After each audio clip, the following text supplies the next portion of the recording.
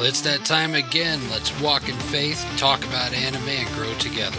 Welcome to Reb's Otaku Talk.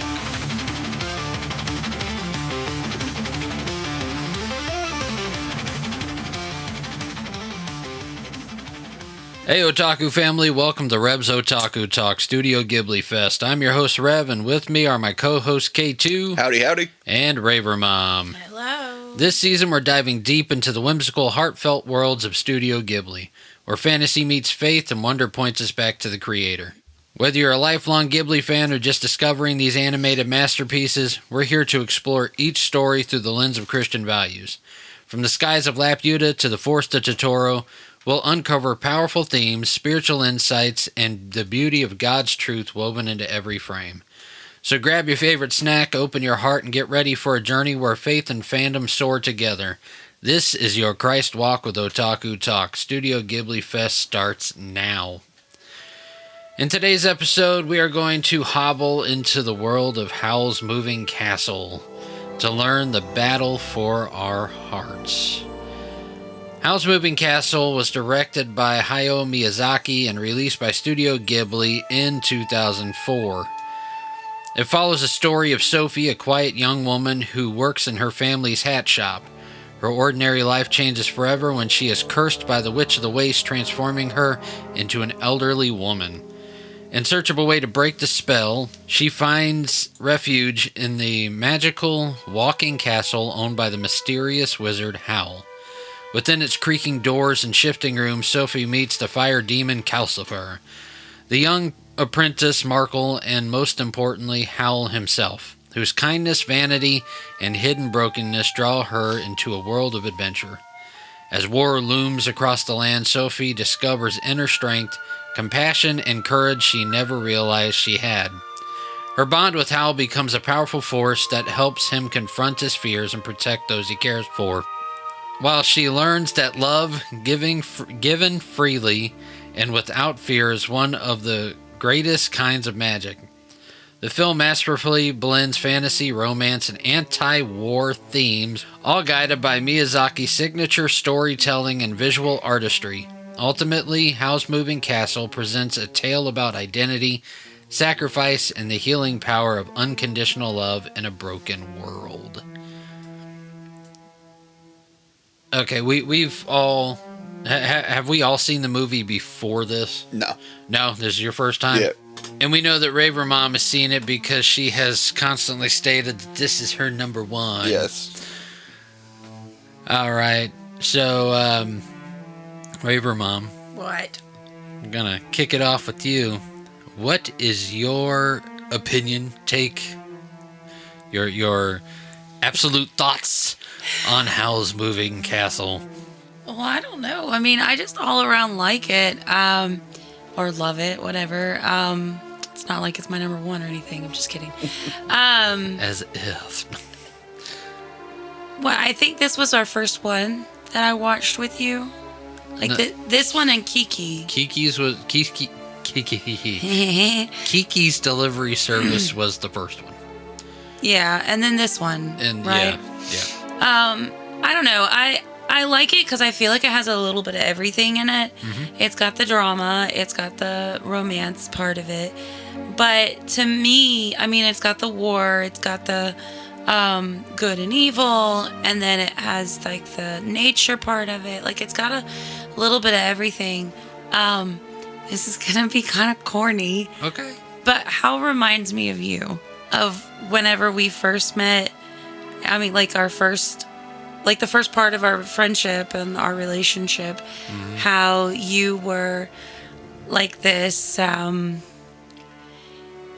not secret, how do I put this? Like a mysterious, quiet person that you cared for everyone, but at the same time, you kind of battled things on your own and you wouldn't let anybody in. And then whenever needed, you protected me, like in the very beginning of after we got engaged, and then after we got married and all, and how you protected me and everything, and you just took care of me. And so I guess that's one of the reasons why I love it a lot, is because I can see you in it and how you're character and your personality and stuff is. And it just, plus it's, a movie we watched together. But I just like overall, I mean, there's dark in it with like all the color schemes, and then there's like the bright lights, and then you have the rich, sorceress, and then you've got the witch, and like there's just so much going on, but at the same time, the whole movie keeps you like captivated with each character, and you find out information about each character that isn't necessarily how it goes in some of the other Ghibli movies. Like, I'd love Porco Rosso if there was just a little bit more, because it's got a lot of that in it. Granted, there's no darkness into it like Howl's Moving Castle, but if there was a little more, I think Porco Rosso would be amazing. There's a couple other ones that are the same, but I don't know. Yeah. That's my take on it. I didn't know that's what you thought. You thought that way about the movie. I guess that explains to me more why it's your number one. No, I did not have a fiery little friend named Calcifer, but I mean, I guess it makes sense. But like even Calcifer, like that part, because that's Howl. Yeah. So even that part is you. I mean, you have that fiery bit of you, but I mean, I honestly, it's cute. Sophie reminds me of me, how I'm very calm and chill unless I absolutely need to. I'm, like an old lady. Don't mess with her. She got old lady vibes. Stop taking my lines. You need to start using it. I'm going to throw stuff at you. No. Yes. Throw these little Jesuses at you.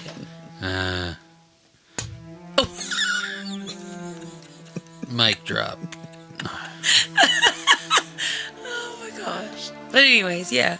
Like, I don't know. That's the best way I can explain it, I guess. Aww. Stop it. I like it. It's... The feels are there. So girly. K2, what'd you think about your first time watching it? I enjoyed the characters. I think I would have enjoyed the story a little more if it was more centered around Howl himself rather than Sophie. Yeah. But other than that, I enjoyed it. Yeah. Did you like the whole the war theme around it? I mean, it's another one where war was a pretty big part of it. Yeah, it was like I said, I would have, because it was two countries, but they were under the same ruler or something. Was that how it was? I was a little confused about how they were. It's two kingdoms within the same, like a city-state kind of more. I guess. Right? Okay. I mean, it's like warring countries, but they were like really next to each other. Yeah. The thing what I thought of, if you think of like Great Britain, how it's like all these little countries and they're under one ruler, and then there's the whole magic scheme where the sorceress is wanting the king to use more magic, but to take over everything, where that's a bad thing or something. So at least that's what I got out of it. So it's like a whole great. It was two separate kingdoms, but they were, somehow together. Yeah, I would have liked to have explored that a little bit. It's like the type of kingdoms where they could look out the window and wave at each other. Yeah. There was a civil war going on. Yeah. Yeah. That probably might be the best way to explain it. Yeah, probably. I started reading the book. I never got to finish it, but even the book wasn't focused so much around Howl as it was Sophie's interaction with his world. Right. There is more detail about what Howl is doing, but it's not much. Yeah. It would be kind of cool if they would, if the original author would have wrote like a reverse book where they would have talked more about Howl's turmoil. Yeah. I mean, I think that would be pretty cool, but then that would make it from a romance fantasy type movie into a war movie. Right. Because he was fighting not just a battle to end the wars that, in the war that was going on, but he was fighting a battle within himself. Yeah. And whenever you get to the end of the movie, if you guys haven't seen Howl's Moving Castle, a little bit of a spoiler. Once Howl found love and he got his heart back, that's when the war ended. Mm-hmm. This whole entire war almost seemed like it was a sham just to get him to straighten up. Yeah. Because he was the one who was supposed to take over as, the king's right-hand wizard. And that's what he was being, trained for. So, I mean, I think that would be a cool story in itself if they would look at it from the other side. But, like I said, that would make it more of a war movie than it would anything else. Well, remember, the prince had disappeared. Yes. Yes. And that was was part of it, too, is because the fact that the prince, quote unquote, had disappeared. Yeah. And nobody knew what had happened. And until Sophie kissed him. Broke his curse as well and everything. And then he said, I'm going to go to my father and stop this war and blah, blah, blah. Yeah, and if I'm not mistaken, he was the prince from the neighboring kingdom. So that's another reason why the war was going on. Yeah. But it was, again, if you read between the line, the prince would have had the curse cast upon him by the lady who was trying to get Howl to straighten up. Yeah, because didn't he say some girl did it to him or something like that? Yeah. Yeah. Or some lady or something, I don't know. The war still ultimately was started by some old lady who was trying to teach Howl a lesson. Yeah. Seems like a really jerky way to do it, but... I mean, these old ladies ain't very nice. No. They're not like the ladies in Kiki's Delivery Service. Those ladies were nice. Yeah. Those are more of your grandma ladies. These are those back alley. These are those back alley grandma. They throw their flip flops at you. I really like Howl's Moving Castle. I would rate it high for me personally, just because I like the story all the way around. I like the I like the different take on the story. Is it in the book? Howl is this wizard, this evil. The way they see him is an evil wizard who steals girls, and they never return. But that was a rumor. But he did he was enchanting to him, and because he was very beautiful and he was very vain.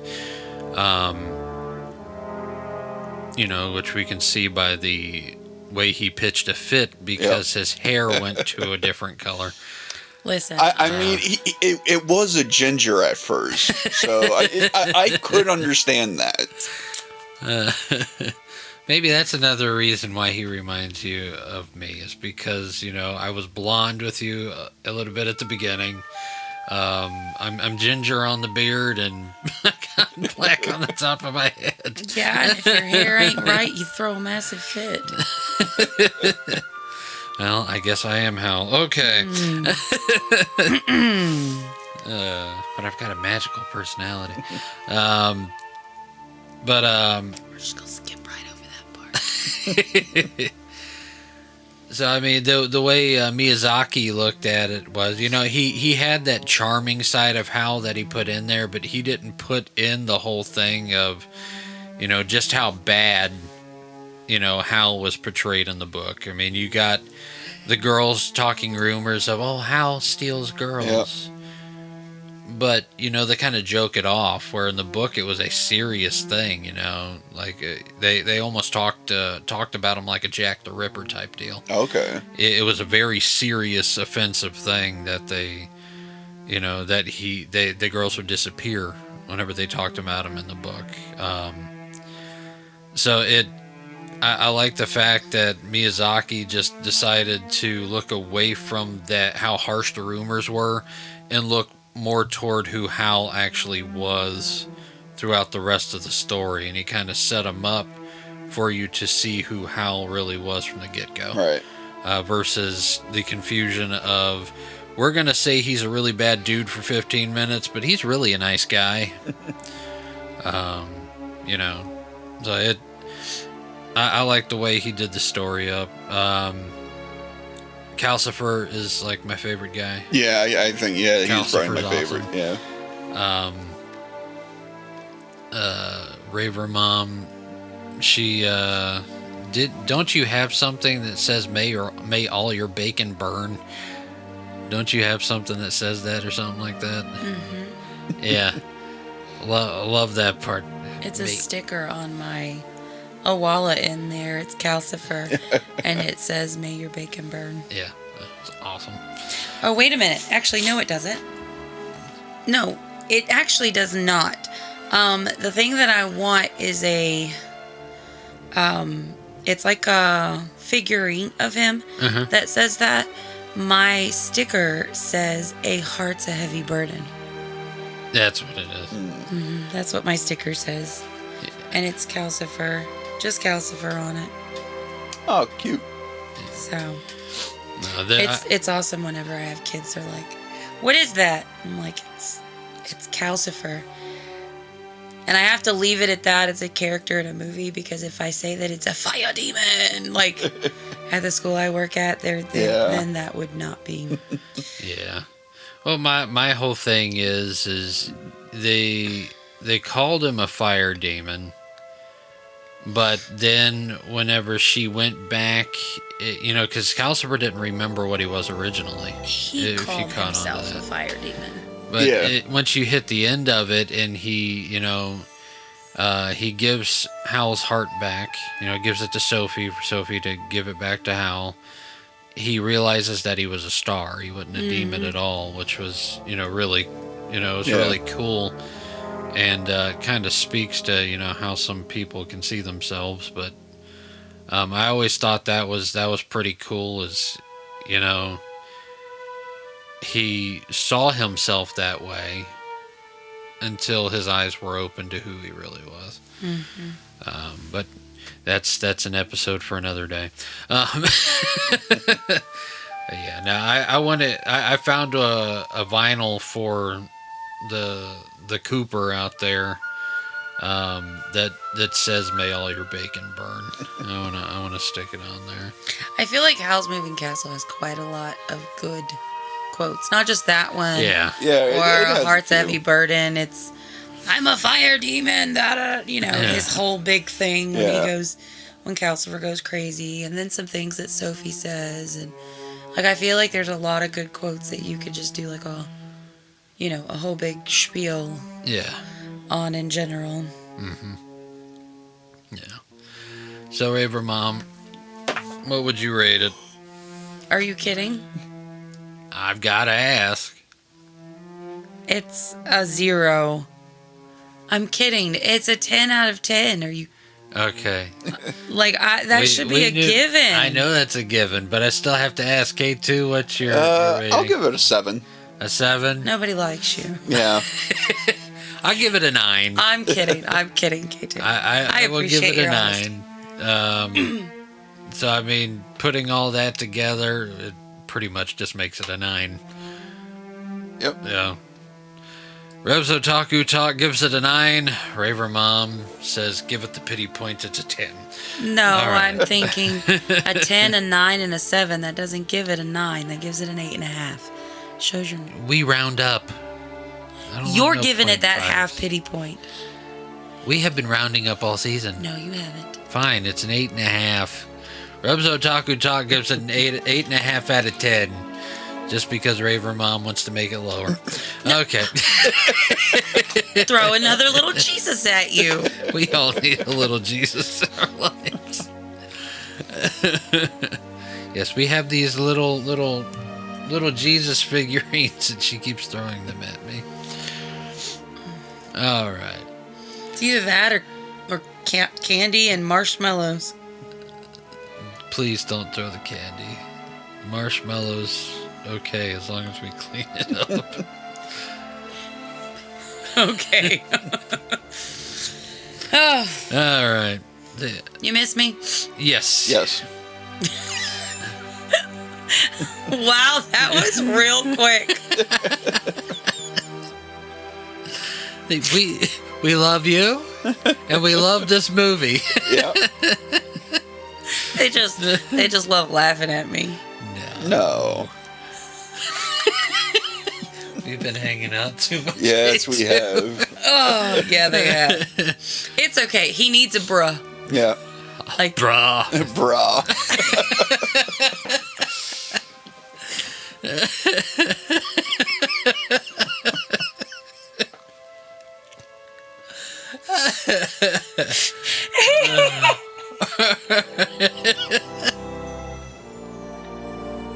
You wanted bloopers for the end, we got it. No. oh my god. Well, as you can tell, we love this movie. But for me, what stuck out the most was the Witch of the Waste obsession to gain Howl's heart, and the fight for his heart at the end between the Witch of the Waste and Sophie. Yes. What I would like to look at in the Bible is Galatians chapter 5, verses 16 through 17. It says, "But I say, walk by the Spirit, and you will not gratify the desires of the flesh. For the desires of the flesh are against the Spirit, and the desires of the Spirit are against the flesh. For these are opposed to each other, to keep you from doing things you want to do." Now, I know that's a confusing set of verses. And it may be something that takes just a little bit to kind of get the picture of, but to me, it kind of goes along with it in representation, because the Witch of the Waste, she had more of a obsessive, lusting desire for Howl's heart, where Sophie genuinely had a love for him. You know, one was a superficial love. It wouldn't have had any type of gain. And one was a true love that would have produced something very pure. And we can mirror that to the desires of the flesh versus the desires of the Spirit. No, I was just sitting here thinking, with the Witch of the Waste, Howl actually led her on, which turned her the way that it went with that. Granted, not saying not to give her like a, what do you call it, like an out or anything like that. But I feel like Sophie's love wasn't more or less like a love, like a falling in love. It was like a care. Like she cared for him. In the beginning, like when she happened upon his castle, it was for her to get out of the elements, so to speak.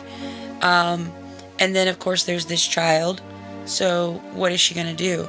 She's a natural caretaker, because even prior to her curse, what did she do? She was the eldest. She was to take care of the hat shop. She was to make sure sister was okay, you know, and so on and so on. Yeah. So it was a natural thing for her. Oh my gosh, I just came into this thing, this contraption of a castle. Yes, I've heard about it. I've kind of seen glimpses of it, and it's a hot mess, and there's a child. So it's like... Yeah, and Hal's not going to pursue an old lady. Exactly. So it wasn't necessarily a... Because, I mean, she started getting in the mindset of an old lady. Yeah. You know, she's like, I'm this, I'm that. Like, the way she saw herself, like, changed because of the curse that had happened to her. And it was out of that natural care, that natural part of her, that started to... I don't know. I don't like the whole fall in love, because I don't think it was a fall in love. It was just like she kind of just fell for him. Yeah, it was a... I mean, I wouldn't say she even fell for him. She kind of just took on the role of the caretaker of the house, like you were saying, like she just filled the mother role, right? And while then, he was still acting childish, right? And then once he started to be that protector and making sure that him and his apprentice were taking, they bought the whole thing. This is the whole building. This is to protect you. Oh, and by the way, I'm giving you this, because he finally saw who she really was. That one night he came home and saw what she looked like. Yep. I'm sure in the whole time he knew, he kind of had a feeling. Like, I'm sure, because Howl wasn't a character that put off that he was a stupid thing.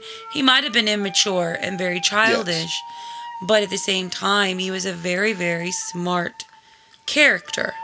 And so I think in the beginning, it wasn't a, oh my gosh, he's so handsome. Like when she met him in the alley, that wasn't a, like girly moment. That was a, oh no, I'm getting pursued by these creatures or these creeps. Well, then this guy comes in, and then she's like, oh no, like things started putting together, and then she dropped it. Yeah. Then the Witch of the Waste comes in, ruins her life basically, and her whole thing is I need to go. Well, if you remember the whole thing with the Witch of the Waste, whenever Howl was talking about his relationship with her, he said that at one time she was very beautiful, so I pursued her. Right. But then he talked about how he found that she was very ugly on the inside. Right. And that's when he separated himself. Right. And that's where I feel like he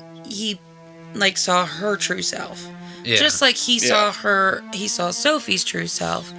But, and I understand the connection you were making. Yeah. I don't know. I don't think there was any love part until he started doing things different. It really, I get what you were saying. I do understand what you're doing with the scripture. I'm not saying any of that. Because, the Witch of the Waste, the way she went about it was very like, I want. And where Sophie is the complete opposite. I'm going to take care of. I'm going to do this. Very little did she think about herself. At one point, I think, didn't she have this little tantrum about how, she's doing all these things and he's making a big mess of things. Like how whenever she's like, I've always been ugly. Right. Yeah. So, I do understand what you were saying, because, that is true in reality's case. Yeah. When you... whenever I'm talking about this, it's not so much talking about love, it's the desire. Right. And, I like how whenever he talked about the Witch of the Waste, he was talking about his desire, what he desired from her. And then at the end, you talk, like both of you are talking about how, Sophie was the caretaker and stuff like that. And how by the end, what he desired from her was the sense of family, that family unit and care that she brought in. He went from desiring, what the flesh would desire to what the heart. What right, really brought that purity to his life. And honestly, I think if Sophie was her regular self, he wouldn't have felt like that. Yeah. Like, I honestly genuinely think that whenever he met her in the very beginning, it was to take her. Yep. Just because, why would he be in the alley? Like, that's just, especially with the henchman there, Like, it was one of those things where he could save her, and then he could take her, and nobody would know the difference. But at the same time, like I said, I feel like it was almost like he sensed something, because he's not the character that he is. To me, he just doesn't seem like that stupid person. Yeah.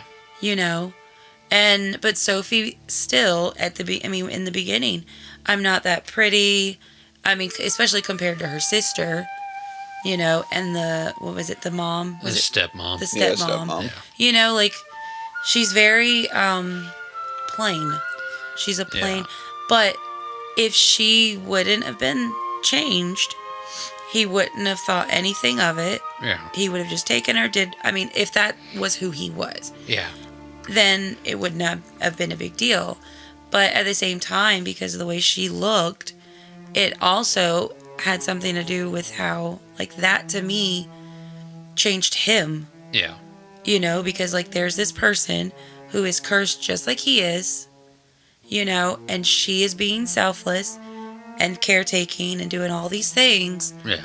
And then he saw who she truly was. Yeah. You know? Yeah, in the book, whenever they described Sophie in the book, she was pretty and plain. Yeah, she's a very fair, plain Jane. Yeah. You know? And Howl's this gorgeous hunk of a man, apparently. Why are you talking about yourself? Because you think I'm gorgeous and I'm a hunk of a man. I never said that, but okay. I would never describe you as gorgeous, but It's okay. I wouldn't describe you as pretty and plain either. You gorgeous. Whatever. But that also, you can also say that it took for Howl looking past all of what was Sophie to see her true self too. Yeah. Just like she had to do that with him. Yeah, and that's where I really saw, the verse is it, and it's something I think that we can all relate to whenever we are younger, more immature, in what we desire out of, life, or we desire out of a partner, or we desire out of superficial stuff like cars and houses and stuff like that. We always aim for what is just pleasing to the eye. Yep. Yeah. What gives us, that feeling, that rush, as young guys in school and stuff like that, we looked at, the pop star, the supermodel. As young girls, like, Jonathan Taylor Thomas. He was a cute kid. Come on. I got another Jesus thrown at me.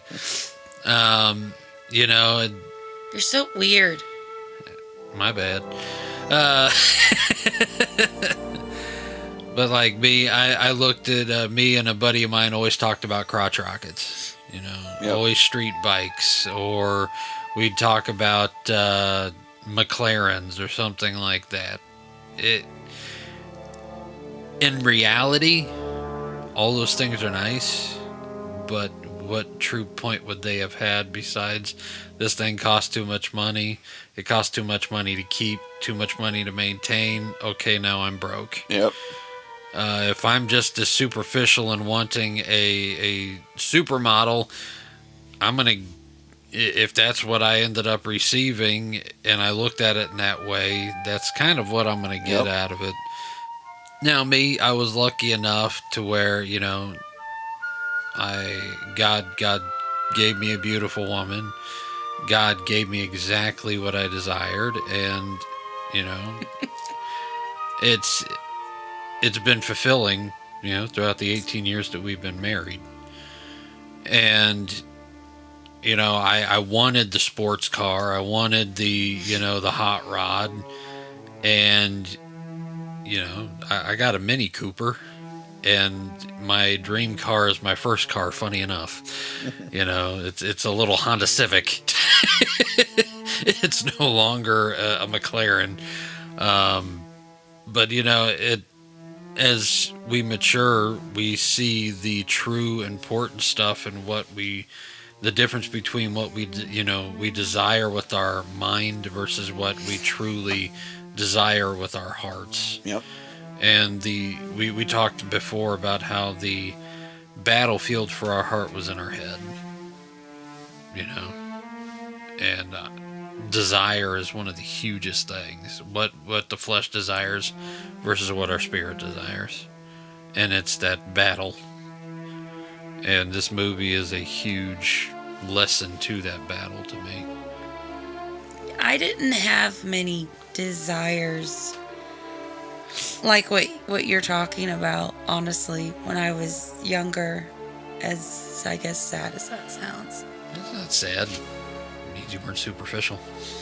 Well, it wasn't that. It's just, I mean, you could say I didn't have time to dream like that, but at the same time, I dreamt of,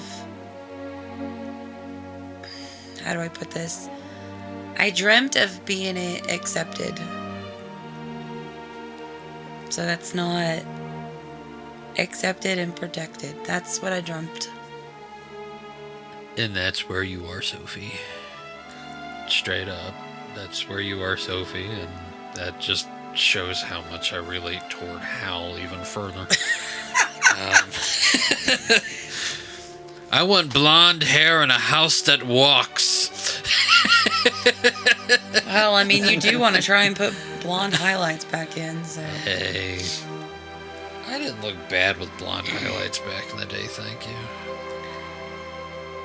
That may be true. But you know the saying, don't go backwards if you can't. Or what is it? Don't go back if...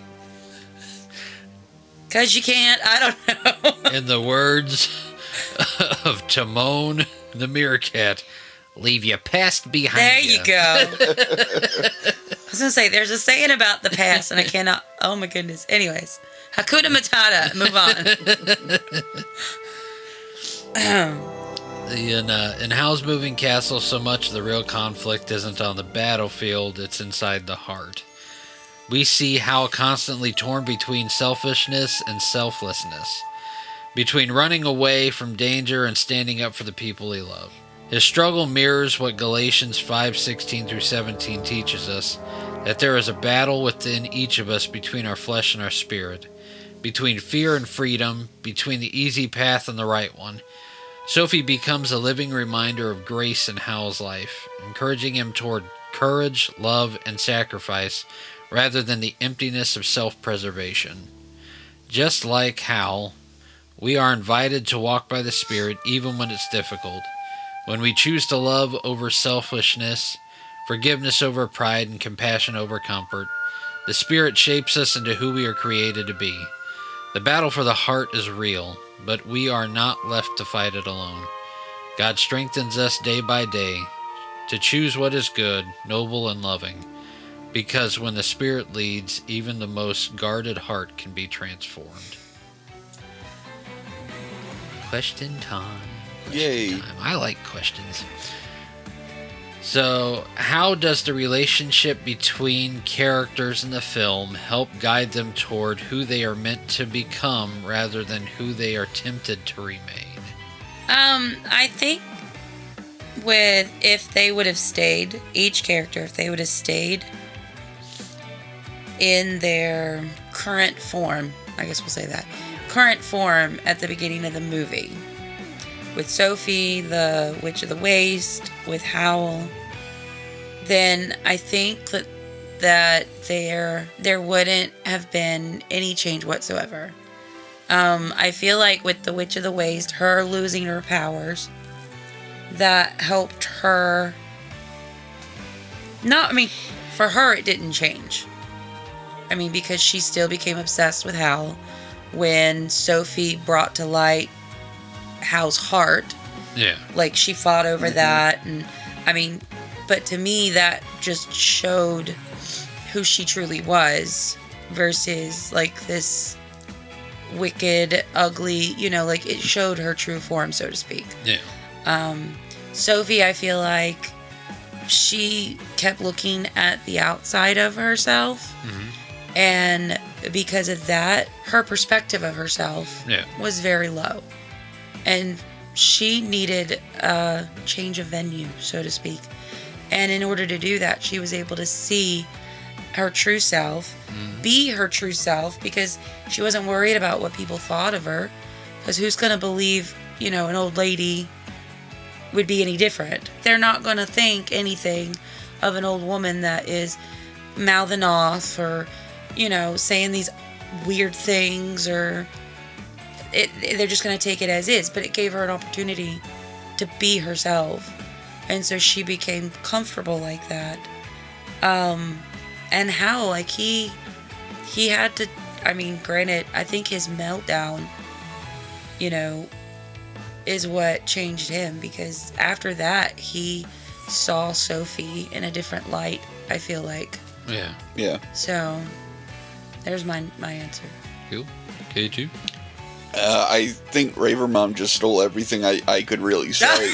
I can't really think of much else to say other than I think the experience Sophie had also kind of gave her the confidence to come out and, just break her shyness out of her. Yeah. I think one of the biggest relationships that had an impact in the movie that kind of made stuff progress forward was the relationship that was built between Sophie and Calcifer.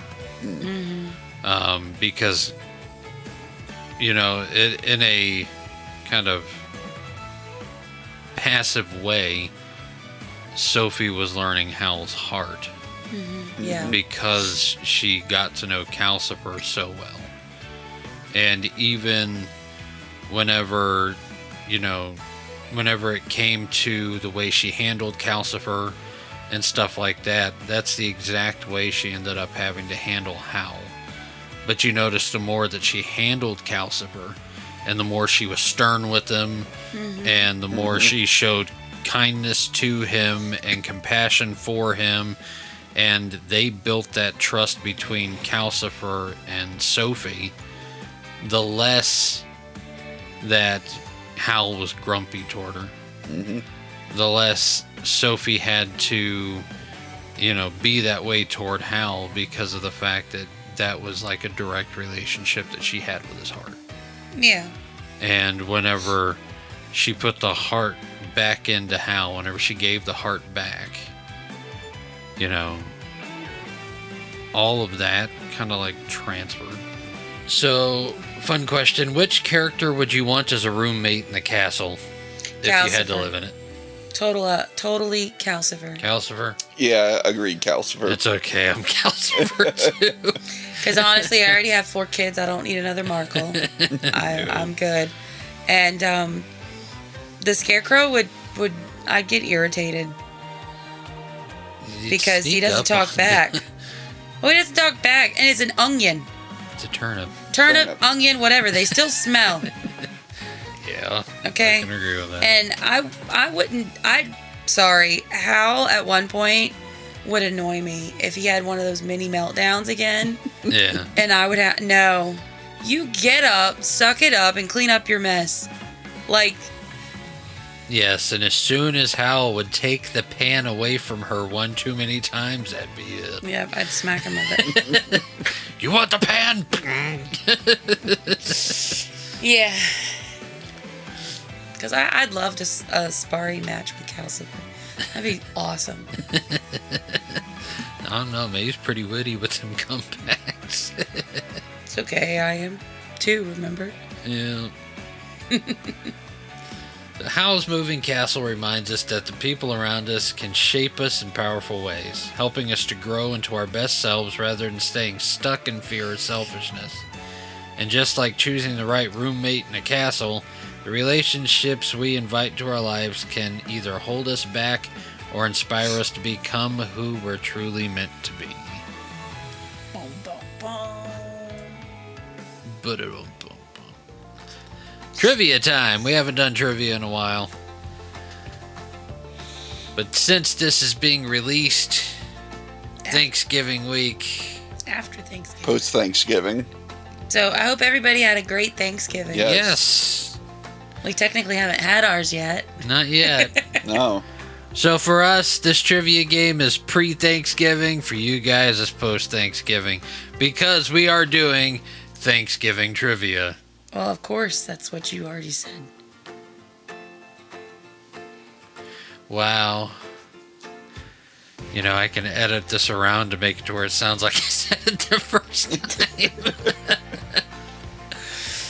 All right, so is this like history trivia or? Yeah. Oh, jeez. Yes, this is legit Thanksgiving trivia. Like straight up real life trivia. Yeah. Not no fantasy. No. Nope, not fantasy, not Thanksgiving and anime, because there's not much. Most of that stuff is fan fiction. But it's legit Thanksgiving trivia. Oh, all right. Great. Yeah. You might have a chance, K2. I might. Yes, as K2 would win the one trivia game that has nothing to do with anime. Yep. All right, so question number 1. What year is commonly considered the year of the first Thanksgiving? 1834. No, 1659? 92. No. No. Are we even close? He is. 16. It's 16? Yeah. 34. No. Warmer. 94? No. Colder. 27. You're getting hotter. 26. No. 29. Colder. 1628. Warmer. Oh my lord. 1627? No, she already Oh, got yeah, that she one. said that, right? 24. No, you're getting close to. 25? No, you're getting colder. 1618. Nope, too far. You overshot. Well, I mean, we were almost there with the 22? 20s. No, it's not 22. Is it 1620? No, Jeez. 21 then? 21. 16, 21. You should have gave it to us like 5 guesses ago. Yes, but you guys were just shooting them out. It's like, okay, let's see who says the number first. Oh my goodness. Question number 2. Which Native American tribe celebrated the first Thanksgiving with the Pilgrims? Tuscawana. No. Cherokee? No. The Sioux? No. The Suck? No. Oh, wait. Think back Iroquois? to Freebirds. Dude, I am No. so tired right now. This is a teacher break for me. Come on now. Starts with a W. The Wombats. Not the Wombats, no. The beginning part sounds similar. The Wampanoag. The Wampa something. Yeah, those. Yeah. The Wampanoag. Yeah. I promise I do know things. So it's 1-1. Okay. Oh, gosh. Which U.S. K2, you should know this one. I'm sorry. If you don't, then I'm going to be shocked. Let me guess. Prepare to be shocked. Okay, yep. Which U.S. state was the first to officially adopt Thanksgiving as an annual holiday? Pennsylvania. Nope. I'm going to say New York. New York. Are you from New York? Yeah. Raver Mom's trying not to let you don't know your own state's history. No. I Yes. did not know you were from New York. Did you ever do New Year's Eve at Times Square? No. No, was that not your thing, or No, not my thing. is it as good as it's hyped up to be? It I'd always be depends. If you're curious. younger, yes. So if you're an adult, like, no. Like, if you're, like, past, like, 30 or older, I would say no. Good. They did a whole bunch of interviews with a bunch of New York City residents, and they asked if the question was do you go to Times Square for New Year's, and the majority of them said no, that's a tourist thing. No, yeah. Yeah. But most things in New York are tourist things. Well, it sounds like Florida. Yeah. What's your favorite thing?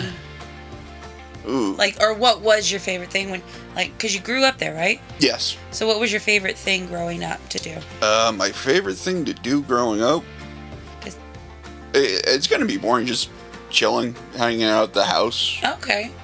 Well, because when I go places, I love to hear what people from there like to do. Yeah, like a lot of people around me would say go to the beach because we have really nice beaches there.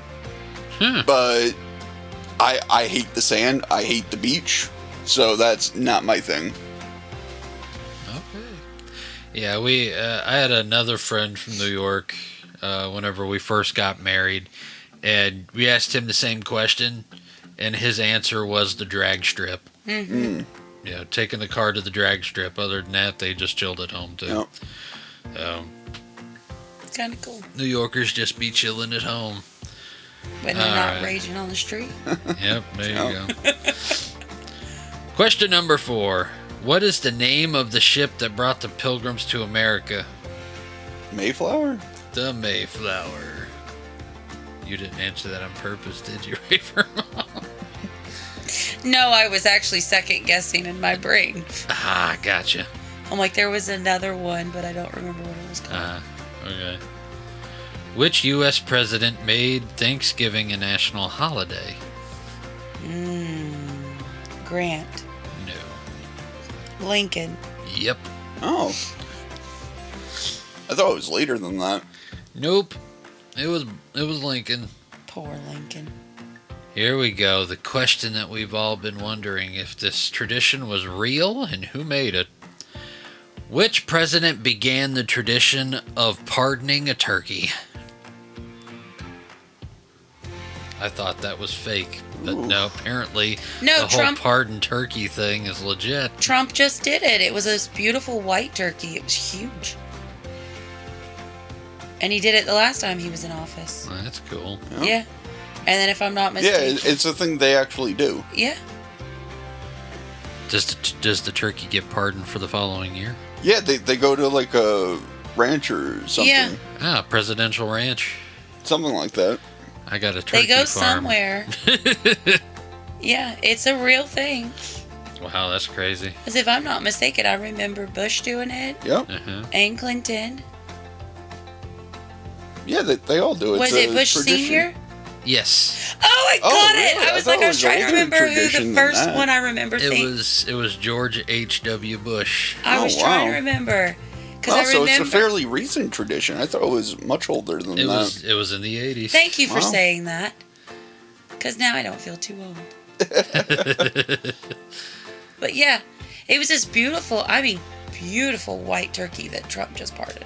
He was huge too. That's cool. Yeah. All right, so far we're tied.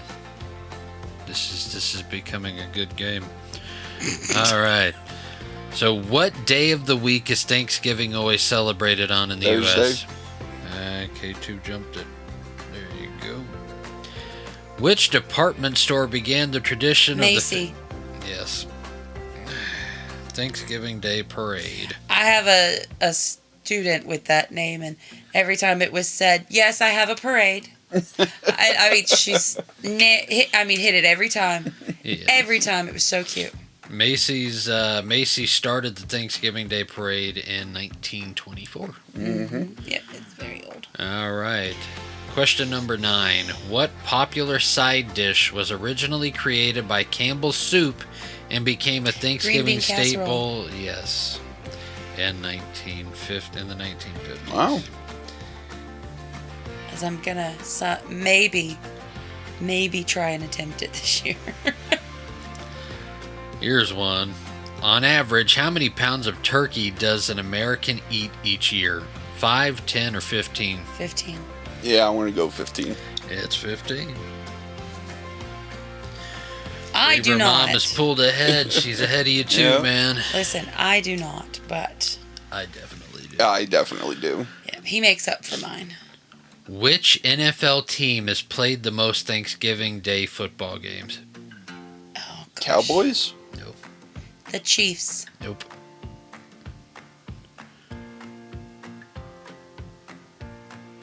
The Jets? No. Oh, is it it's not the Bucks, is it? No. Okay, I didn't think so. Who played? If I'm not mistaken, they did play last year. Oh, Buffalo? okay. No.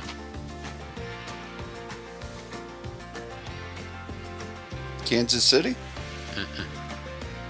Is it a Florida team? Uh-uh. Okay, I didn't think so. No, it's a northern one. Green Bay? Nope. Is it Washington? No, I'll give you Patriots? guys one more guess apiece, and I'm just going to give it to you. I haven't been guessing. Okay, fine. You can have two more. It's not the No. Patriots. Oh, okay. Is it an Ohio team? No. Is it the a Tennessee team? No. Washington Redskins? No. Who is it? Detroit Lions. Ah. Oh yeah, I would not have guessed that. They played Sorry. the Yep. most. No offense to Detroit. Sorry, everybody that's raging right now. I It's know. okay. It just means that we don't watch that many sports. Listen, I was raised a Bucks fan, and as much as I don't follow it that much, but I have some students who love the Buccaneers, so I'm somewhat following it now, and I'm really sad for them because they have not been doing so well. So, but yeah. And Rev doesn't watch football, so. I try. And you splatter it all over the floor. Failing, but okay. Go sports ball. There you go. Yes, That exactly. tells you everything. Anyways, What pie was not presented at the first Thanksgiving due to lack of sugar? Apple, pumpkin, or pecan? pecan. Apple. You're both wrong. It's pumpkin. Oh. That's a load of No. garbage. Nope. You don't put that much sugar in pumpkin pie. They didn't make pecan back then either. Yeah.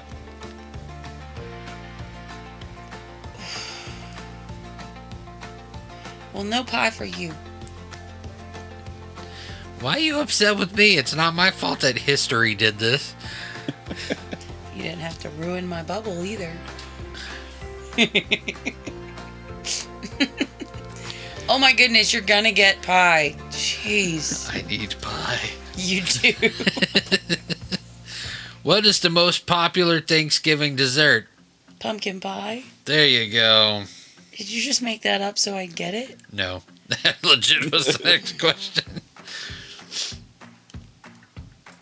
All right. Cranberries grow in what type of environment? Trees, bushes, or bogs? Bushes. Bogs. Bogs. They grow in the water. Last question. What does the wishbone tradition and breaking it symbolize? Unity? Nope. What? You know, we break the wishbone on the I turkey. know the tradition. What does the breaking of it symbolize? I'm gonna crack your head. She's getting violent. She's getting violent. Make No, sure you not grab getting, the bigger end. I've been That's violent. the tradition. Um, Don't be the sucker to grab the small end. I mean, it's a very violent thing. If you don't get the big end, then you get very upset. It's caused many arguments from what I've heard. What does it symbolize? So outside of the person with the bigger piece gets their wish, it is a symbol of good luck. Ah. all you gotta do is bend it right, and you get it every time. It's not luck. That's using your brain. Nowadays, common sense is in short supply, so it is a lot of luck. Yes, if you want the bigger piece, if you bend it up just enough pressure, you will get the bigger piece every time, especially if it is dried out perfectly. Just so you know. Yeah, that's why we let them dry out for like 3 weeks. Yes. Yes. So All if right. you want your stupid wish to come true, or you just make it go happen yourself. Wow. She is the Thanksgiving Grinch. Okay. I'm not wearing a Thanksgiving shirt, so No, she's wearing a Christmas shirt. Yeah. She's like, Thanksgiving, you need to hurry up. Listen, this is the first time I have dressed for Christmas prior to Thanksgiving, so... Let Thanksgiving have its day in the shine. I agree. Tomorrow, we will be decorating and making everything all fall and festive in the house. So, listen. That way, Friday, we can take it down and make it all wintry. I was just about to say, for one day. Yep, for the one day. I have been wanting to decorate since Thanksgiving, or since November started, but not starting in mid-October, being a teacher is the most exhausting time. So I wasn't here last week because I literally couldn't keep my eyes open. And so I think last year, didn't you have to decorate, Rev? Like, I got so upset because I couldn't decorate because I was so tired. Yeah, I had to decorate. And he decorated for me. She was in bed pretty much the entire day, and I remember there was a few key things that I didn't put out on purpose just so she could put them out. Yeah. Because I wanted it. Because I decorate. I do. I have pumpkins galore. Not Halloween with faces. Like, legit fall-looking pumpkins. I have this cute one that's sitting that I used for our fall festival for school that has a scripture on it to be being thankful. And I decorate, but since I've been a full-time teacher, it's exhausting. Yeah. So, anyways. So, Raver Mom, you win the trivia. Oh, awesome. Yay. Yeah. That was surprising. You won by 2 points. Uh-oh. Yeah. It was actually pretty close to the grand majority of the time. Okay, see, that would have been more realistic for me. So, yeah. You win. You are still top of the leaderboard for trivia. Oh, that's funny. She's holding on to the golden Goku. I honestly thought that you would have won that because I'm horrible at history. Although us answering 1,000 times with one question. That was fun, though. Probably helped. Yeah. Anyways. So, last week, me and K2 shared our favorite Thanksgiving tradition that we do within our families. What is your favorite tradition during Thanksgiving? So, I don't have one for when I was growing up. Okay.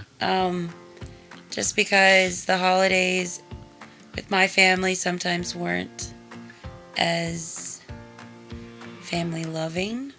But one thing that you have always done is tried to make sure that Thanksgiving, ever since we got married, was special. And one of the things that I love is watching the Macy's Day Parade. We did it. That's probably the only wonderful thing that I enjoyed growing up. And it was always playing in the background. Well, there was this one time we had moved out on our own, and we didn't have like the cable or satellite or anything like that with the channels. We didn't even have internet. Yeah, we didn't even have internet that we could access it and all of that. This was pre-streamline the streaming platforms and stuff. And Rev went to, I think, your parents' house. Yeah. And he downloaded a couple of years worth of Macy Day parades. That, like, they weren't long videos. Yeah. They literally, most of them, I think, was just of the floats and the balloons and everything. And he put it on because it was the first year that I wasn't able to get any of it. So he put it on, and even though they were old videos, it was still kind of special. And so now he still, to this day, tries to put something, although we have like the smart TV. Oh, that's sweet. So we can access YouTube, so we can access something. It isn't the actual streaming of it, but the year that she is talking about, the first parade that I put on was the 1924 parade. Oh, wow. I actually found archive footage of the very first Macy's Day parade, and that was the first one we watched. Yeah, so it was awesome, and ever since then, you have tried to do that for me. Yeah. Every year. So. And now they've got the. You can go to the Macy's has got a YouTube channel now, where you can just go to Macy's YouTube channel and they air it on the YouTube channel. Oh wow! It doesn't have all the concerts and the stages and the thing, where they're sitting there talking about how fantastic, and it's not the advertising version of it, where every time a celebrity parks, they advertise their album or their next movie or blah blah blah. And it's legit. You watch the floats. And there's a couple other. I think last year we found it was a news reporter that was sitting on the sidelines.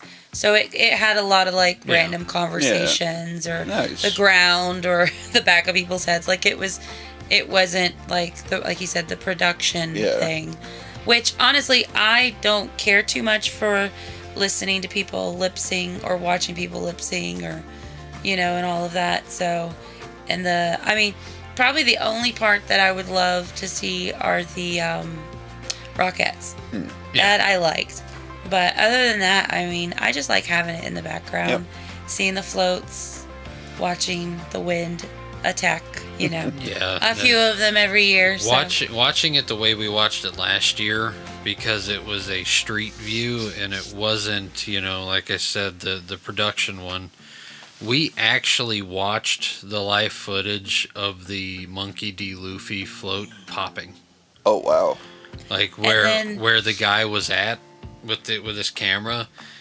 Literally, as Luffy came around the corner, you just full on view. Hit the tree, popped. Oof. And then we saw one year the one that hit the building and popped. Yeah. And then, so we've gotten, so that's my tradition, if you want to call it that, but. It's fun. Yeah. It's a tradition. Like we were talking about, most traditions happen either because something bad happens or it develops out of the lack of something or it becomes something that we do every year. I still make sure that the parade is on if you don't wake up in time. Yep. Normally one of us gets up to get the turkey on, and usually it's me. Yep. And I'll sit there and I'll turn the parade on, and every time I hear noise coming from the bedroom, I look. She waking up? Parade's on. Okay, it's not her. But yes.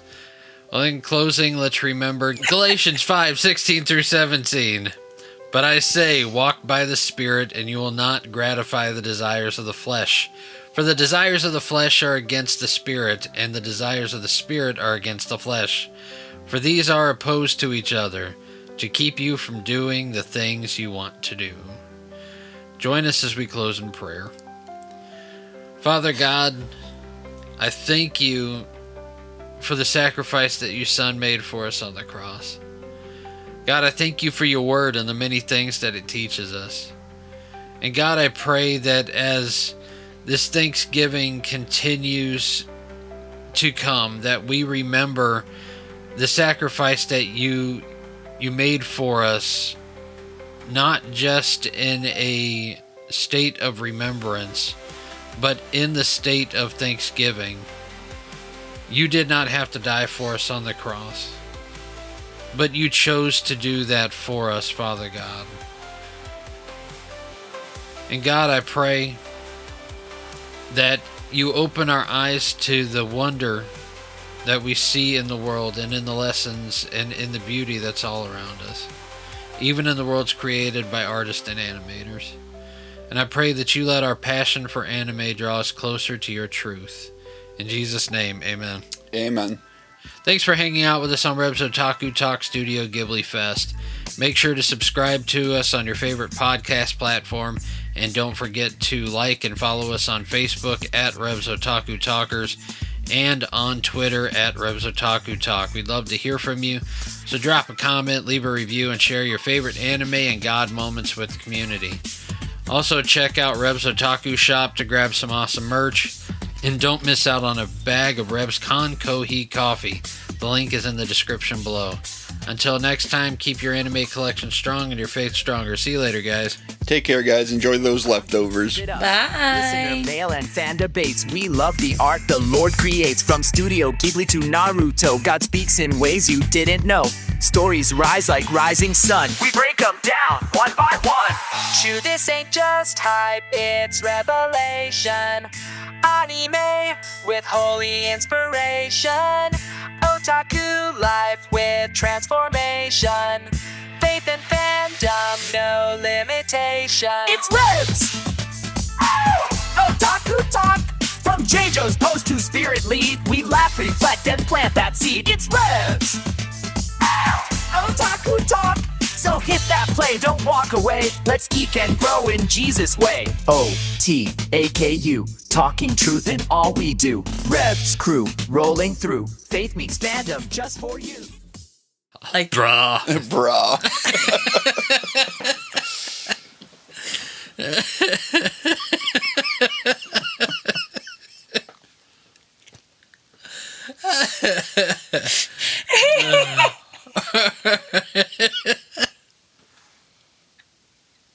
You wanted bloopers for the end, we got it. No.